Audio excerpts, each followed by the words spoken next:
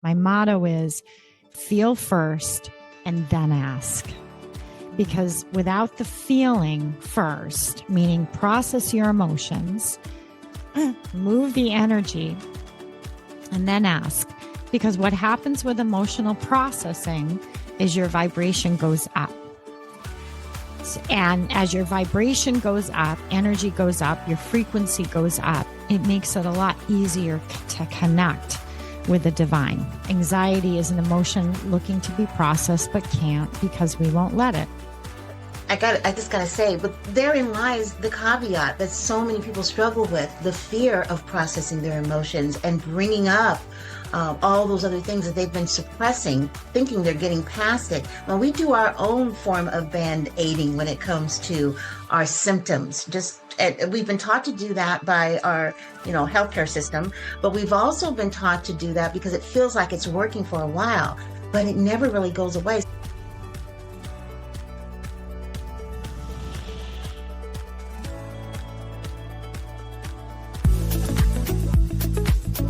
Hi, I'm Glennis Woods Mullins, and I love to help women to vibe, to be more vibrant, intuitive, beautiful, and empowered in midlife.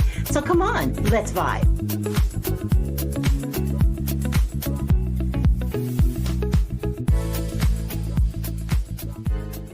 I've always been curious about people who have that gift for writing. Like our current guest, she has written 11 books, including her recent one, Just Ask Spirit. She is the founder of Emotional Detox Coaching, creator of the Cleanse Method, and the author of Emotional Detox Book Series, which is a series of books that talks about the whole issue around emotional detoxing. It's wonderful to have you here. Shariana, is that correct? I should have asked you before. Shariana. Shariana. Okay, I just got through renaming our guest, Shariana. Thanks so much for being with us. It's wonderful to have you on the V.I.B.E Living Podcast today. Thank you so much. And my daughter is getting her journalism degree right now. Is she? Yeah. Well, I'm glad that there's still people aspiring to do journalism. It's very important. We certainly could. That's the way she feels too. Yeah. Yes, absolutely. Well, congratulations on having your daughter in college. That's fantastic. It's always an accomplishment. I have 4 daughters, so I know how that is. So fantastic. I have 3. Really? But look at all the things we have in common. I'll tell you something else we have in common. Well, the other thing we have in common is this whole deal around emotional wellness. I do what I do now because of a journey that I took to get rid of my anxiety, which was caused by a couple of things, by post-traumatic stress and also hormonally. But back in the day when I first started this journey about 18 years ago, I wasn't getting the right diagnosis and didn't really get the right diagnosis until about like 8 years ago, believe it or not. So there's a whole lot of questions around what's the right way. Can you get rid of it? And these days, especially, it is a huge issue, which is probably one of the reasons why you're so busy these days. But tell us, what is your story? How did you get into the whole idea of emotional wellness? Well, you and I have a lot in common. We're learning that every time we open our mouths. And I so agree with that diagnosis in terms of anxiety and hormonally. I went through that myself. But my journey is I began as a school psychologist. I was working in the schools with children and families. And then I was in a school system that didn't have enough. I was working in the schools and I got pregnant with my first daughter, took a leave of absence with the full intention that I would eventually go back to my position. And after I took that leave, I went through some postpartum depression and a lot of hormonal stuff. And then I went on the journey of medications, like a lot of people. And I was on 5 different antidepressants in 1 year. So I would try one and then I'd say, having too many side effects. And I'm a new mom. I'm like, I can't be sleeping. Right, one of them would make me sleep all the time. And then another way. So I went through 5 different antidepressants in 1 year. And then finally they took my blood levels and they said, your liver is off. It's elevated. And I said, enough with the drugs, enough. And so I said, I've got to figure this. I've got to find another way to help myself. And that's when I fell into yoga. I started teaching yoga. And I just knew right away it was something in my spirit, talking about spirit is when you find yourself, and this is something I learned writing Just Ask Spirit, when you find yourself really interested in something, you just can't get enough of it. And that was what happened with yoga. You know that that's part of your path. That is part of your purpose. There's something there for you. And that was me. I couldn't get enough of it. And so I ended up getting pregnant again. And then I eventually had a third daughter. And I eventually, gave up my position at the school and started writing. And I started writing, okay, how do I do this different? Because I always had in my mind, I was going to go back and back to that career. And I started writing, okay, if I'm going to go back, what am I going to do different? How can I look at things differently? How can I live my life differently? Because I can't be a mom of all these children and do what I did. There's just no way. And that's really what gave me the idea of my first book, was kind of almost like writing it for me, but knowing that a lot of other people were in the same situation. And so I self-published my first book. And then I was at a preschool with one of my daughters, and I was approached, and someone said, I read your book.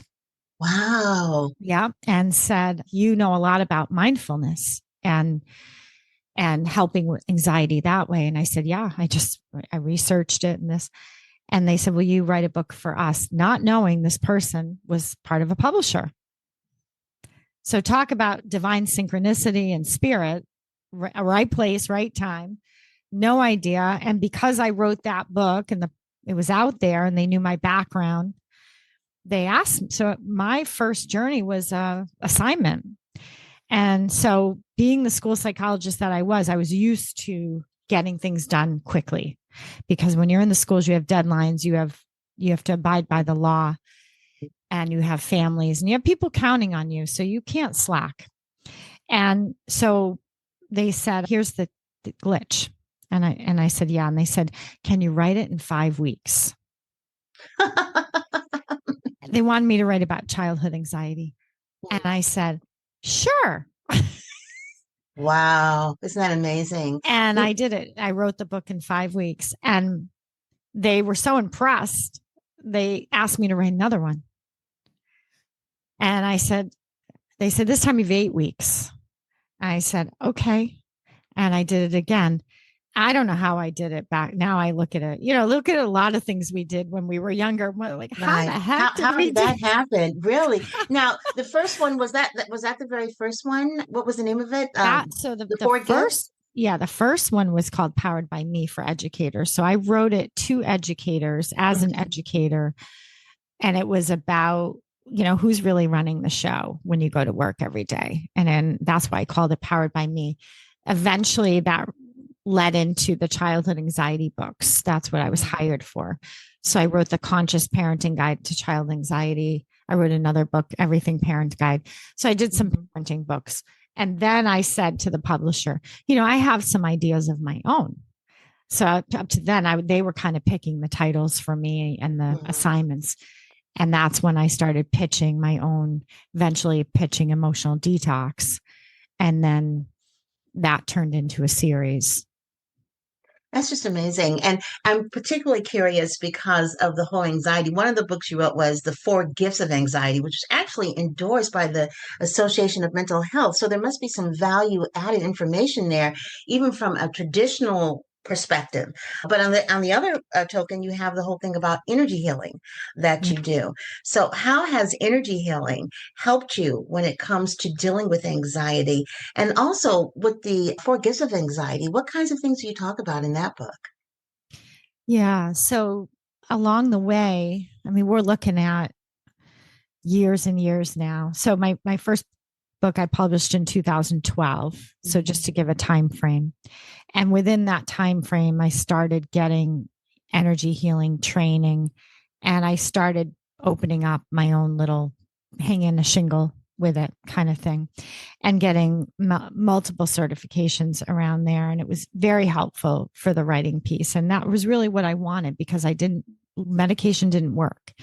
And I really wanted to help children. So the four gifts, I think why it was endorsed. Now they don't endorse books anymore. So I just got lucky. Again, it was timing. They don't do that because there's so many books now, but what they liked was I talked about tapping in that book, which is now very well known. But back then that book was written 2014. Not many people knew about tapping.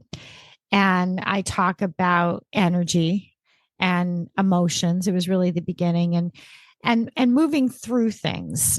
So, and what it's like when you get on the other side and the gifts that you receive from that. But eventually I wrote Emotional Detox for Anxiety. That book, after I wrote Emotional Detox, I wrote that one a year later. And that is when I really started to connect with spirit. I mean, I was connecting along the way, being guided every step, but now I'm starting to really channel. So in the beginning, it felt more like academic, would you say, with a little bit of a self-help personal touch. But as I started to channel it started to influence the writing. And what I mean by that is really being guided, what it all meant. And so the way I define anxiety and Emotional Detox for Anxiety is anxiety is an emotion looking to be processed, but can't because we won't let it. And how do we not let it? Well, we minimize it, ignore it, push it down. Yes, which makes it worse and worse and worse. At least that's been my experience. And I've worked with quite a few women when it comes to anxiety from a hormonal perspective.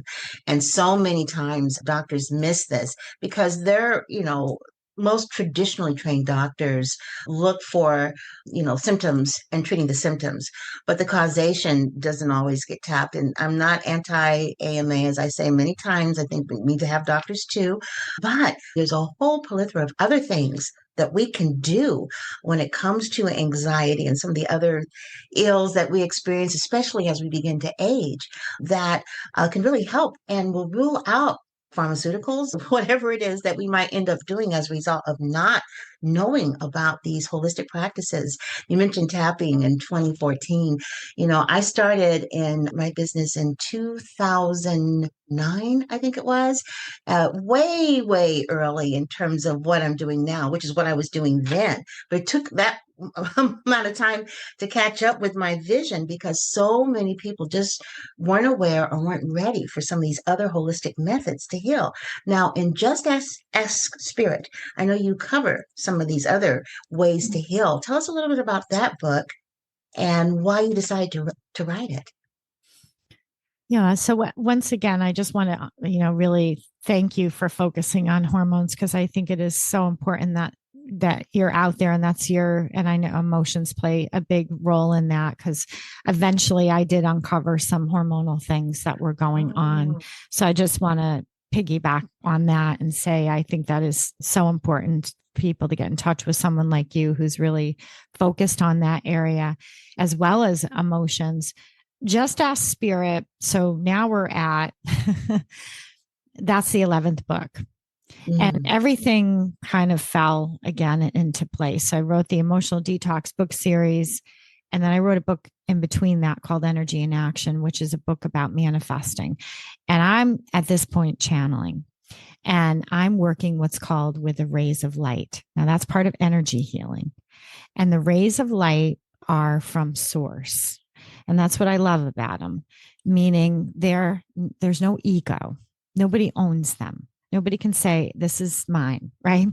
And so as I'm connecting and writing about it in Energy in Action, I realized later that it was like sort of getting me prepared for Just Ask Spirit.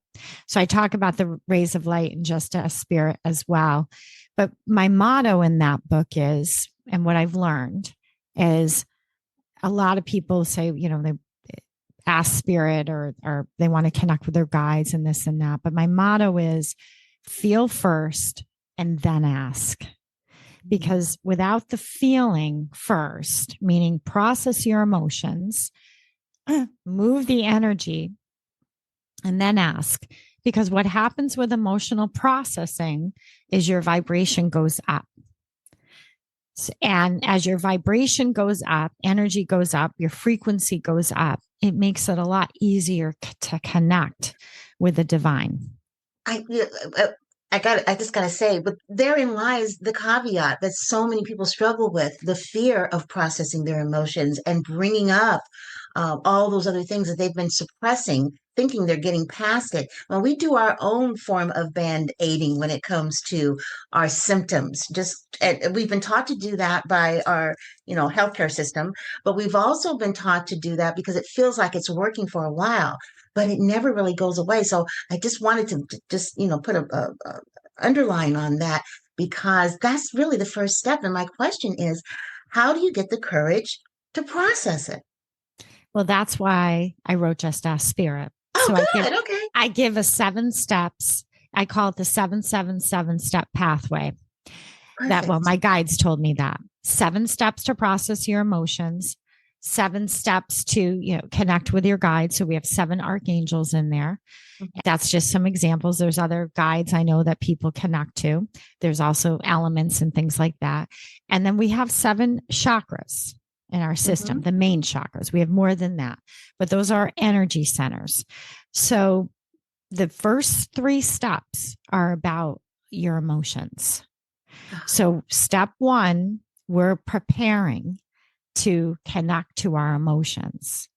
Emotions, when they're in flow, when we allow them to be processed, awaken the senses.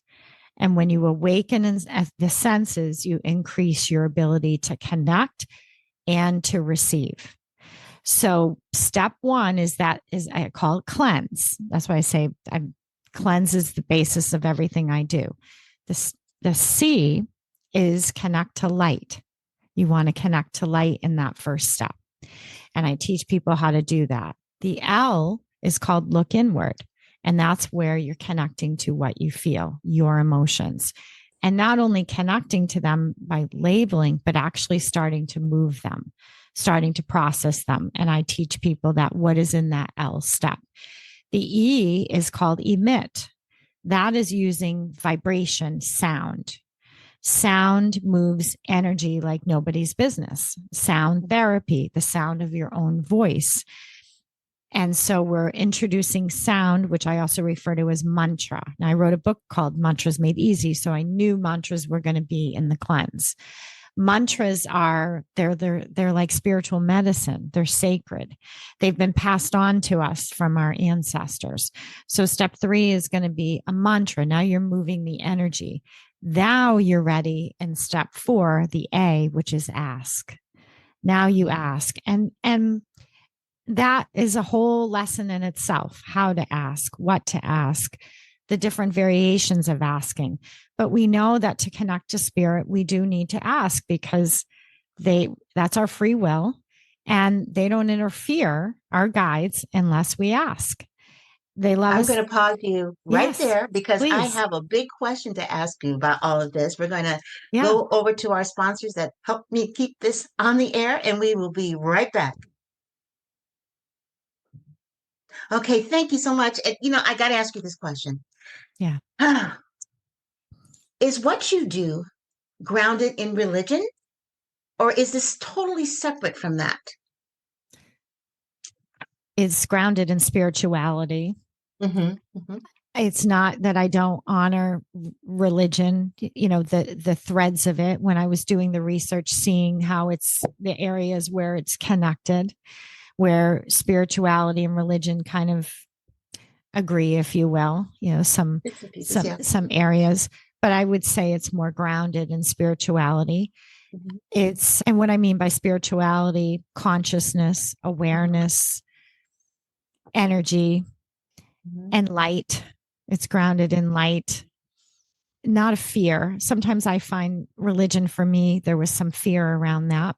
I respect it. I respect all religions, but there's no place for fear when it comes to processing. So or to asking. And that's why it's important to process your emotions. And let me say something about that also. I happen to be a Christian, but I find that my spirit guides, the Holy Spirit, whatever you want to call it, whatever name you want to call it, because sometimes we get so grounded in dogma that we Yeah. miss so much good information that could be helpful.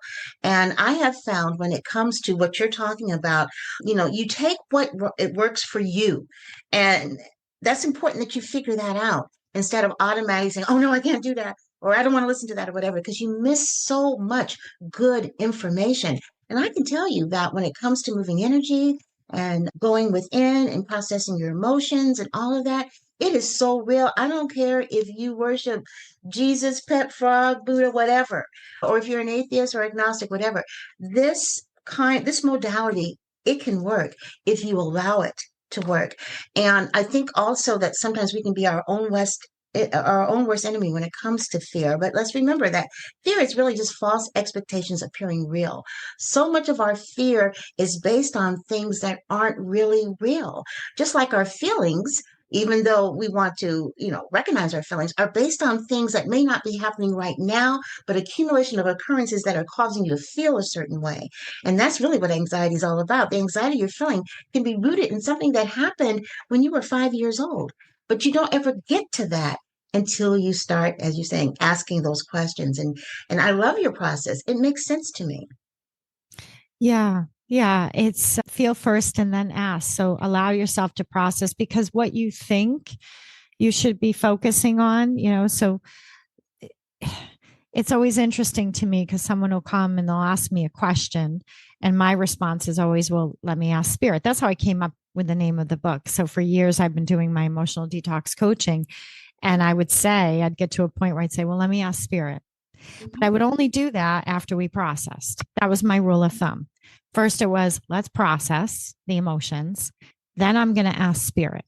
But I'm not going to do it before because if I do it before, I'm likely asking from a place of reactivity. So wanting to fix or control or manage what I'm feeling. That's not connection. Think about it if you and I were just asking to fix something, control something, you and I really wouldn't be truly connected. So there's got to be a flow there. There's got to be an openness. And you're right. I mean, I would say I lean more Christian if I were to label, but I'm very open. And I had to work through some of that stuff myself, Linus, when I was writing Just Ask Spirit, because you don't realize the conditioning. Yes. That is on us. And I had to work on who am I connecting to? Is this right? Is this wrong? Is this good? Is this bad? Am I going to be in trouble? I think when I first got started in, the whole holistic mind, body, spirit community, and there were some major disconnects with the Christian community, like, oh no, Linus is, worshiping. It's like, no, not at all. There's still this whole thing about yoga and the Kundalini spirit. And I said, no spirit is going to be entering into me that I don't want to, because I feel very strongly with my relationship with God. I'm, my covering. And so if I have some fissures there, I know how to close that off. I recognize when something that's not for me is there and how to ward that off. So I have no fear about taking a look at what might work for me. And I'm not saying necessarily, and all of my, vibers out there, I'm not saying necessarily that all of this is for you, but I am saying if you've tried everything else and you are still experiencing anxiety, and you are still experiencing repressed feelings of unworthiness and all these other things that come with the whole idea of being emotionally unwell. This is something that you need to take a look at. Open your mind. Many times the things that we are feeling that cause us to be unwell prevent us from opening our mind. And I would say that would almost be the first step before even processing, is making the decision, okay, I'm going to open my mind to this because I need help. I'm suffering. I'm no longer, in my case, I got to the point where I was even afraid to walk to the mailbox because I didn't want to open the mail that was there because I was afraid of what was going to be there. Bad news, whatever. It just got to be out of control until one day I hit a wall. I woke up getting ready to go to work. And at this time, I was in human resources and very high ranking position for an HMO. HMO right there is enough to put you in anxiety in terms of all the things that you deal with in a traditionally medically run organization. But I couldn't stop crying. I didn't even know I was crying until a family member pointed it out. bottom line, I ended up in emergency because my family was concerned and they had this kind of intervention. Lennis, you're exhausted. You need to take some time off. I didn't want to, but I did. For a week, I went to a respite. And I quickly discovered in that 1 week that I was not nearly as mentally unwell, or crazy, whatever you call it, as some of those other people that were there. But it put it on my mind, but I'm going to take advantage of this and take some more time off to find out what the heck is going on. And that began my journey to peeling back the layers, is being open to discovering what could it be and what resonated with me, and trusting that inner spirit, which I call the Holy Spirit, to guide me to what would work for me. Bottom line was, at the year of my sabbatical, when it was time for me to go back to work, I didn't. And I decided that I wanted to help women over 40 to not feel the way that I was feeling. And therein began my journey. I didn't know what social media was. I didn't know what a podcast was.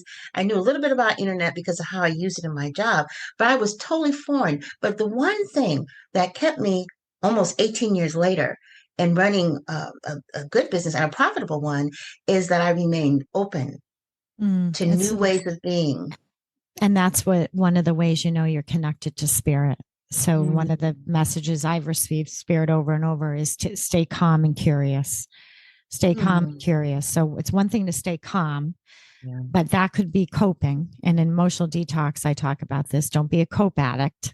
Don't be always coping mode.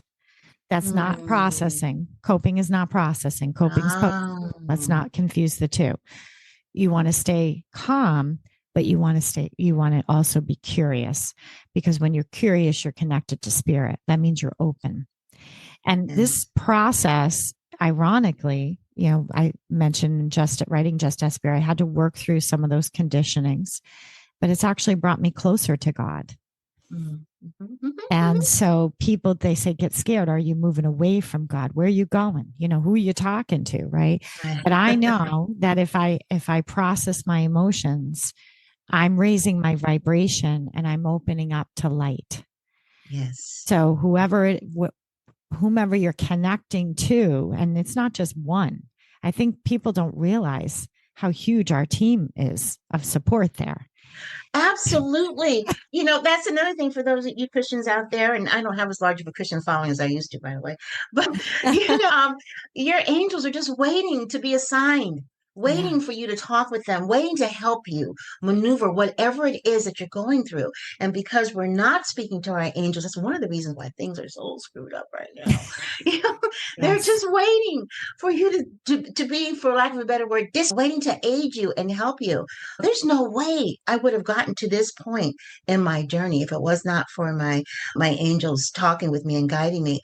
I finally got rid of, I'm about 98% anxiety free. That other 2% has to do with my cortisol levels that are always up in the morning. But I know what to do now. First thing, here's a tip, y'all, for those of you who are feeling a little anxious in the morning, you don't know where it's coming from.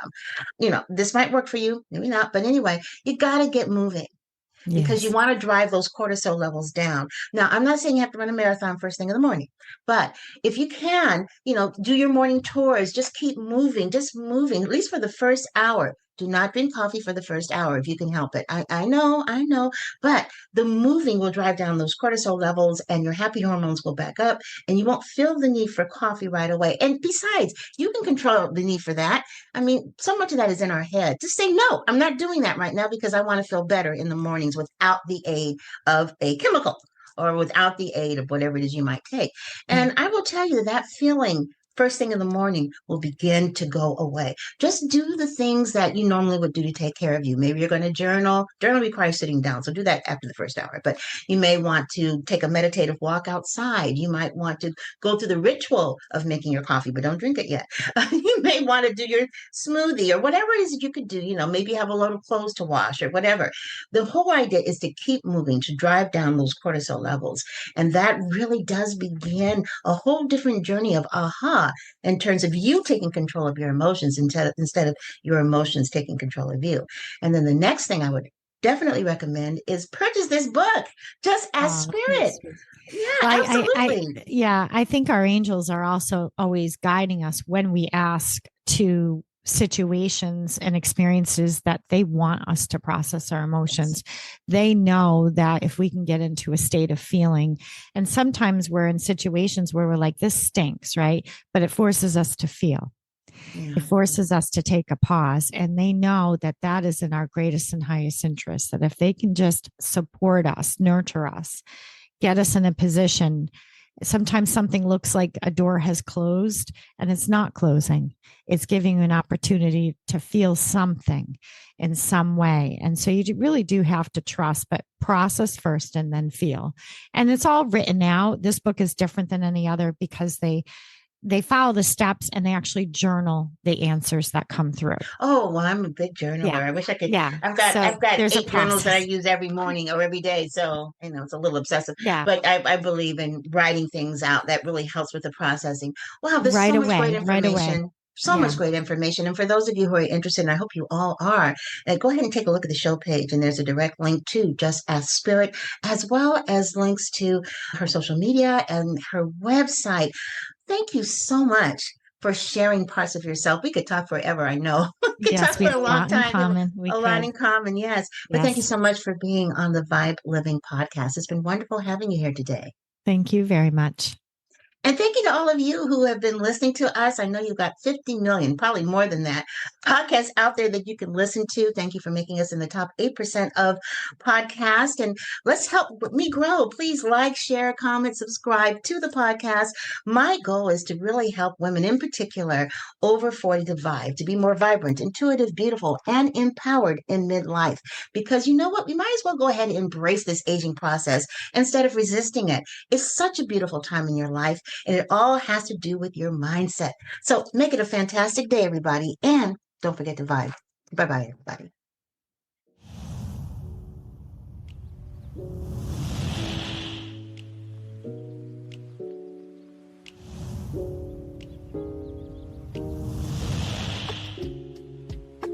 Thanks for listening to the V.I.B.E Living Podcast. And don't forget to subscribe, like, and comment, and share this podcast. Have a fantastic day, and don't forget to V.I.B.E. Bye-bye, everybody.